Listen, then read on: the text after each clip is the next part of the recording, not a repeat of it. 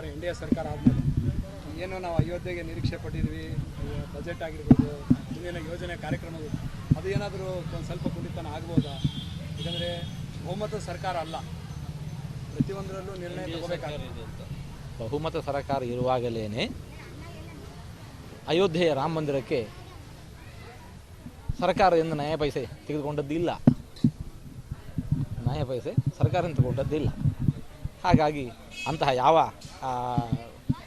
ವಿಚಾರಗಳು ಸಾಧುವಲ್ಲ ಅಂತ.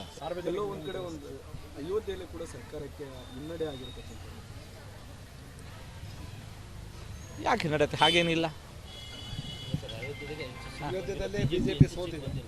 ಅಯೋಧ್ಯೆಯಲ್ಲಿ ಬಿಜೆಪಿ ಸೋತಿದೆ, ಹೌದು. ನಮ್ಮ ಗಮನಕ್ಕೆ ಬಂದ ರೀತಿಯಲ್ಲಿ ಅಲ್ಲಿ ಅಭ್ಯರ್ಥಿಗಳ ಆಯ್ಕೆ ಸರಿ ಇರಲಿಲ್ಲ. ಅದು ಅಲ್ಲಿ ಮಾತ್ರ ಅಲ್ಲ, ಬಹುತೇಕ ಅನೇಕ ಕಡೆ ಅಭ್ಯರ್ಥಿಗಳ ಆಯ್ಕೆ ಸರಿ ಇಲ್ಲ ಎಂಬ ಕಾರಣಕ್ಕೋಸ್ಕರ ಹಿಮ್ಮುಖವಾದದನ್ನು ನಾವು ಕಾಣ್ತಾ ಇದ್ದೇವೆ. ನೂತನ ಸರ್ಕಾರದಲ್ಲಿ ಏನು ಅಪೇಕ್ಷೆ ಪಡಬೇಕು? ಅಯೋಧ್ಯೆ ಮತ್ತು ಹಿಂದೂ ದೇವಸ್ಥಾನಗಳು ಏನೀಗ ಮುಂದಿನ ಯೋಜನೆಗಳಿದೆ, ನಾವು ನಿತ್ಯ ದೇವರಲ್ಲಿ ಪ್ರಾರ್ಥನೆ ಮಾಡಲಿಕ್ಕೋದು ಲೋಕ ಸಮಸ್ತ ಸುಖಿನೋ ಭವಂತು ಅಂತ ಹೇಳಿಕೊಂಡು. ಅದು ಬರಿದೆ ಅಯೋಧ್ಯೆಗೋ, ಮಧುರೆಗೋ, ಉಡುಪಿಗೋ, ರಾಯಚೂರಿಗೋ ಅಲ್ಲ, ಮತ್ತು ಕೇವಲ ಹಿಂದೂಗಳಿಗೋ ಅಲ್ಲ.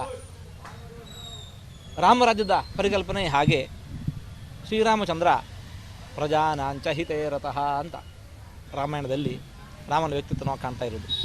ಯಾರೊಬ್ಬ ಹಿಂದೂಗಳಿಗೆ ಹಿತದಲ್ಲಿ ಆಸಕ್ತನಾದವನು ಹಾಗೇನಿಲ್ಲ. ಹಾಗಾಗಿ ಸಮಾಜದ ಕ್ಷೇಮ, ಶಾಂತಿ ಇದನ್ನೆಲ್ಲ ಸರ್ಕಾರ ಮಾಡಬೇಕು.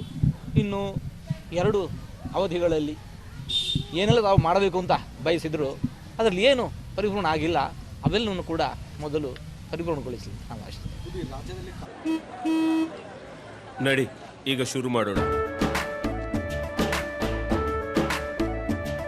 ಕೇಸರಿಯಿಂದ ಮನೋಲ್ಲಾಸ ಮನಸ್ಸು ಮತ್ತೇರಿ ಕುಣಿದಾಡಿದೆ ನೋಡು, ಮನಸ್ಸು ಮತ್ತೇರಿ ಕುಣಿದಾಡಿದೆ ನೋಡು.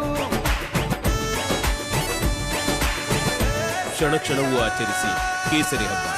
ವಿಮಲ್ ಬಾಯಲ್ಲಿ ಹೇಳಿ ಕೇಸರಿ. ಕಾನೂನು ಸುವ್ಯವಸ್ಥೆ ಬಗ್ಗೆ ನೋಡ್ತಾ ಇದ್ದಾರೆ. ಕೆಲವೊಂದು ಕಡೆ ಮಂಗಳೂರಲ್ಲಿ ಭಾರತ್ ಮಾತಾ ಕಿ ಜೈ ಎಂಬವರ ಮೇಲೆ ಕೂಡಿರ್ತಕ್ಕಂಥದ್ದು, ಬೆಳಗಾವಿಯಲ್ಲಿ ಪಾಕ್ ಪರ ಘೋಷಣೆಗಳು ಕೂಗ್ತಾ ಇರ್ತಕ್ಕಂಥದ್ದು, ಸಾಕಷ್ಟು ಈ ರೀತಿಯಾದಂಥ ವಿವಾದಗಳು ನೋಡ್ತಾ ಹೋದರೆ ಕಾನೂನು ಸುವ್ಯವಸ್ಥೆ ಬಗ್ಗೆ ತಮಗೇನು ಅನ್ನಿಸ್ತದೆ?